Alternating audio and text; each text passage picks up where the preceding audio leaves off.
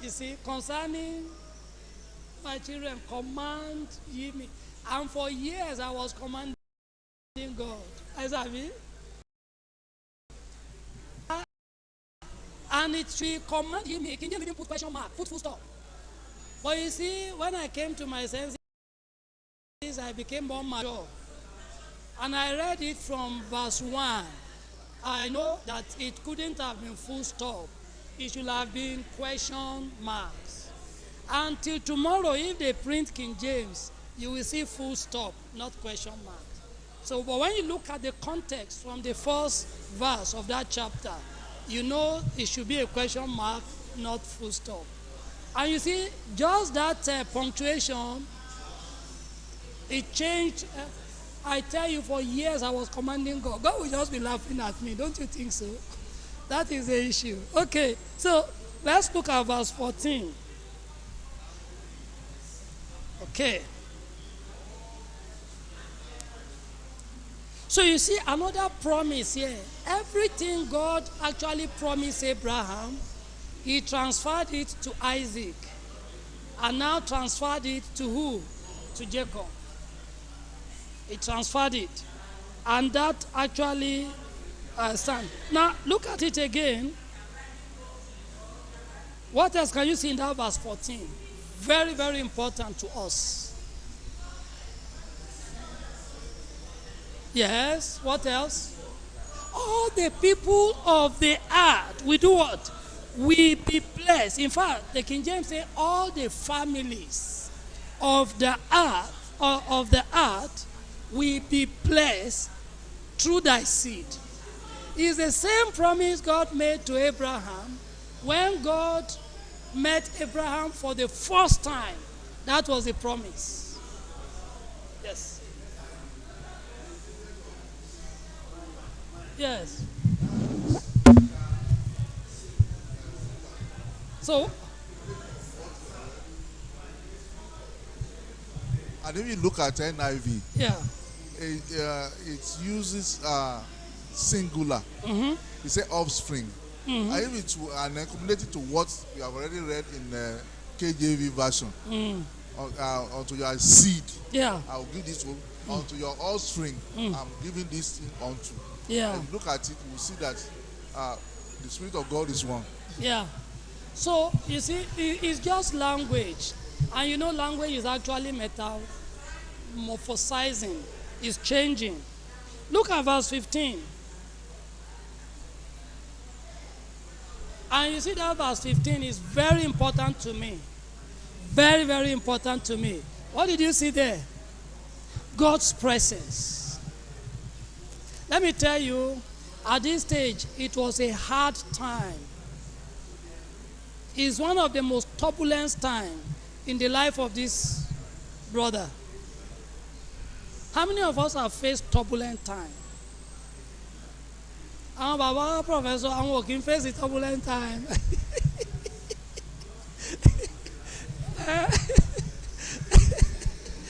Can you get turbulent? You know, some of us are still facing turbulent times. And I'm telling you, turbulent time will always come. If you have not experienced it, I guarantee you it will come. But you see, you must remember this verse 15. I am with you.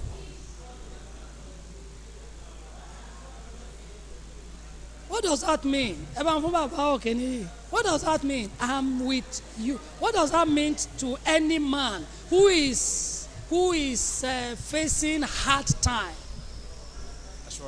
Assurance. Yeah. If you were Jacob and God said, I am with you, what would be your response? I'll be rest assured that I'm not alone. Okay. Are you sure?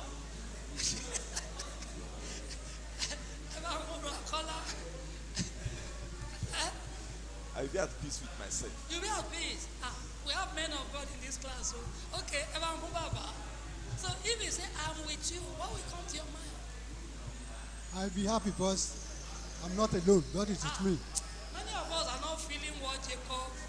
You know this, Brother Yusuf said something that he was alone.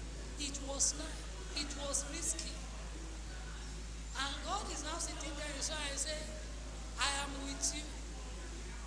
Will that be your response? Ever from our pastor to one what you? What will you Like a prof said, yeah. his assurance that I'm not alone. He's a man of God too. Definitely, it's a trying time. And Okay. he has been puzzled Okay. because he slept alone. It was during his sleep that God now gave him this revelation. Okay. So he's waking up now to make him to know that he was not alone. You know so. Okay. If one is facing serious challenges, Yes. and even if it is just one soul Yeah. that comes around at that time and assure you that it is well, Yeah. it will go a long way. Okay, sir. To us alone. Okay. Okay. Yeah. I agree with you. Now, how do you compare what we have said with what Gideon said? Do you remember Gideon? How many of us remember Gideon? What did the angel say to Gideon? The Lord is with you, thou mighty man of valor. What was Gideon's response? He said, how can God be with us? If God is with us, how come we are going through all this? So you are watching. so you are watching, my brother wants to kill me. And you are with me. You see, if you have seen people who are in travail,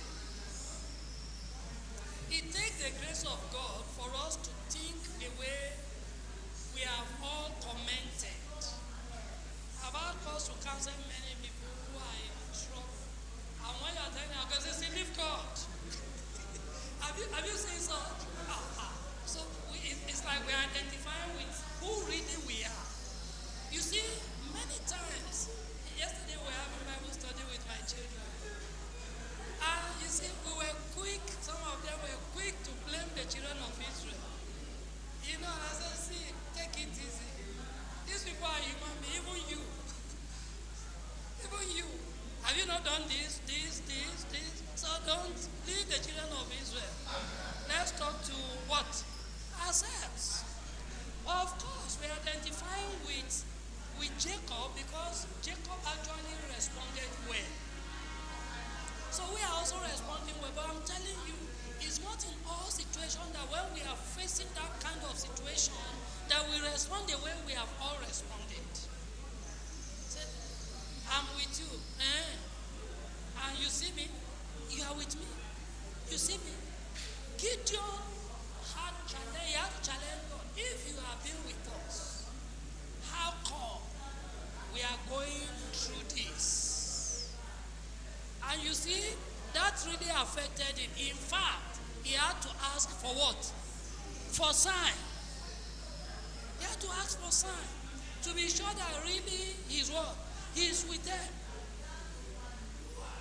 You see, the attitude of Jacob should be our attitude. I only pray that in all circumstances, whatever the circumstance is, we'll be able to stand like Jacob, and the word of God will comfort us and will assure us. But I'm telling you, many times I've seen people, I've had people who lost faith in God because of disaster that happened to them. I'm telling you. So we have to build up ourselves and prepare ourselves. You see, for such time in our lives, that no matter what is, God remain who? God. Situations and circumstances does not change God. That's number one. Number two, no matter what we are going through, The plan and purpose of God for us does what? Stands. It stands. No matter what the devil does, all we need to do is just do what? Believe. You see, Jacob believed. And see, the only thing God was looking for from Jacob is for him to do what? To believe. Because that's what happened to his grandfather. The only thing God looked for in the life of his grandfather is what? Belief. And Isaac, what? Believe. Here also, Jacob believed. Jacob believed. Jacob believed. Yes, sir.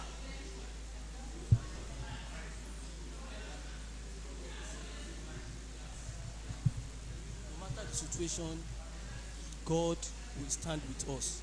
So I just added that there is a condition precedent. We too have to stand to. Yes, we have to. And here we can see, if you read the story of Jacob true, was God true to his word? Yes, he kept his word. God kept his word. And you see, for us, that should encourage us to know that God always keeps his word. Can we look at verse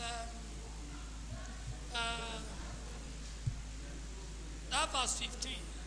God promised him something.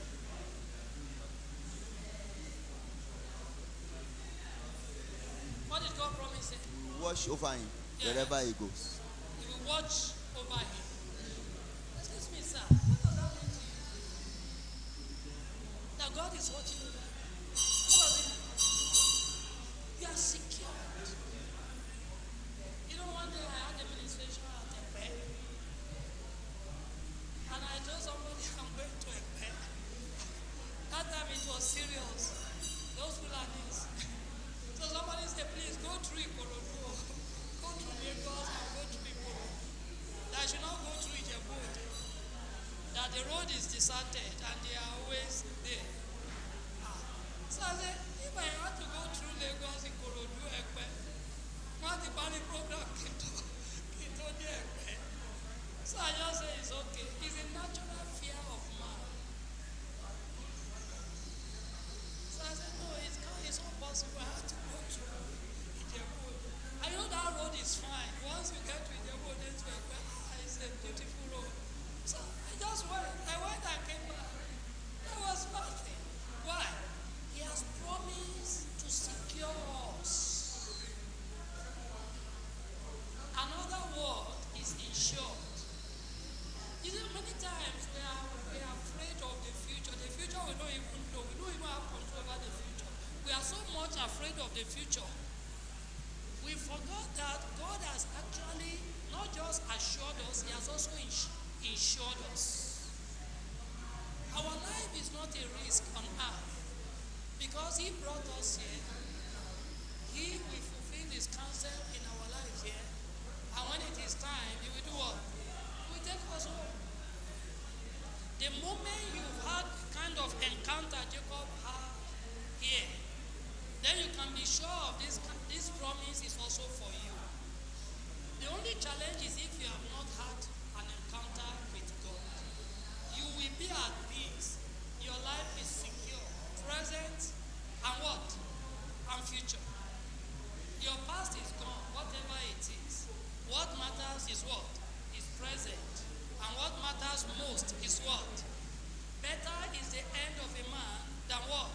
Than his beginning. Can we look at verse 16?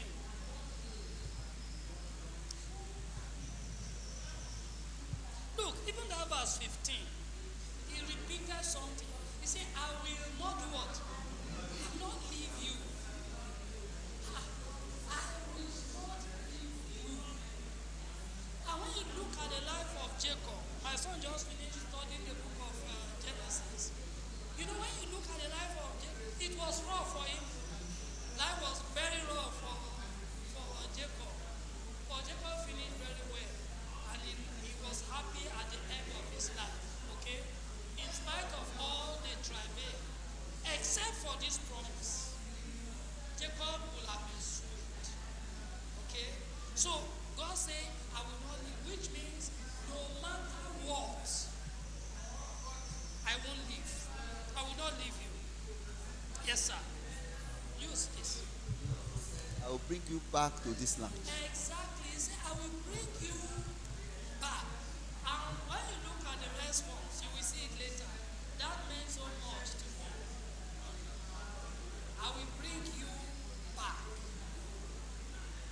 That's to me.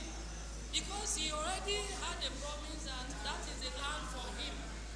But now he's leaving that land to a distant country. Yes. So let's look at verse 16.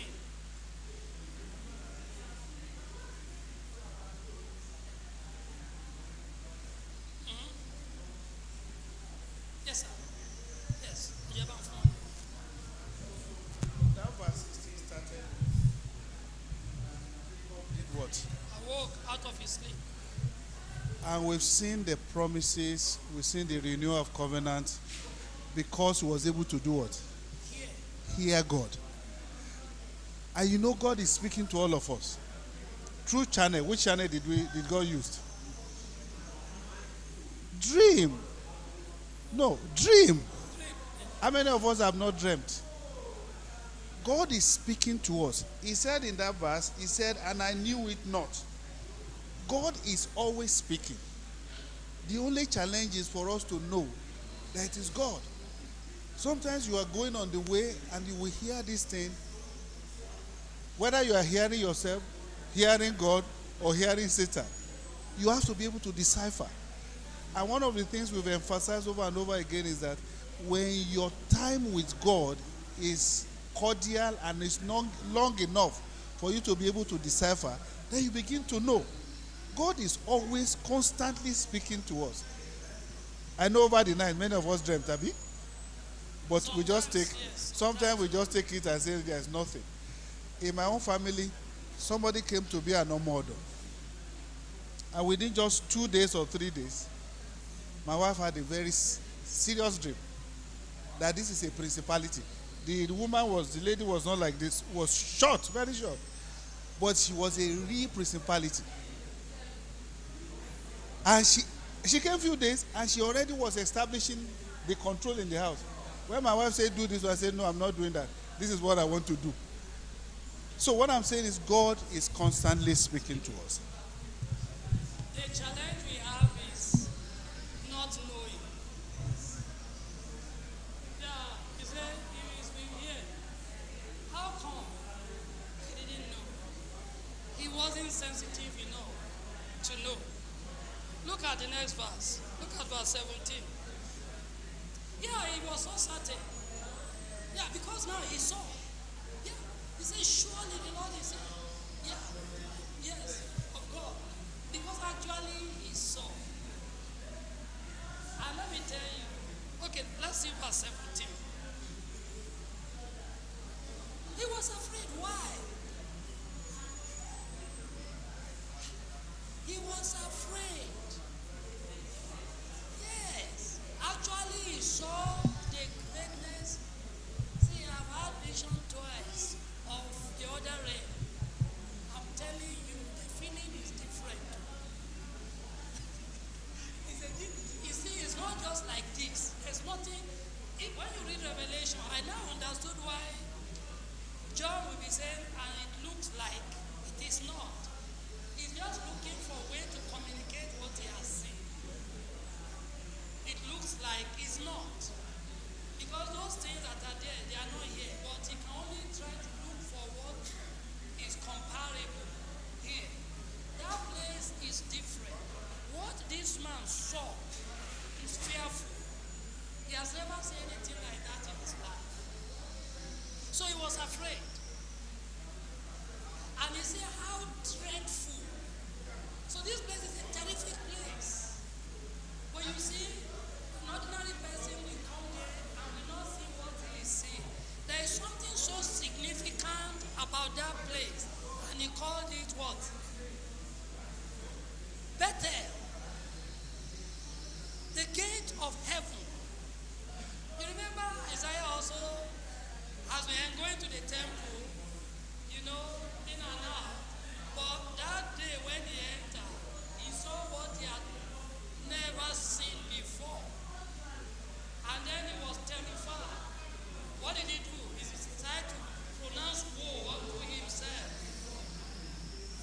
see, you can't see the awesomeness, the greatness, the manifestation of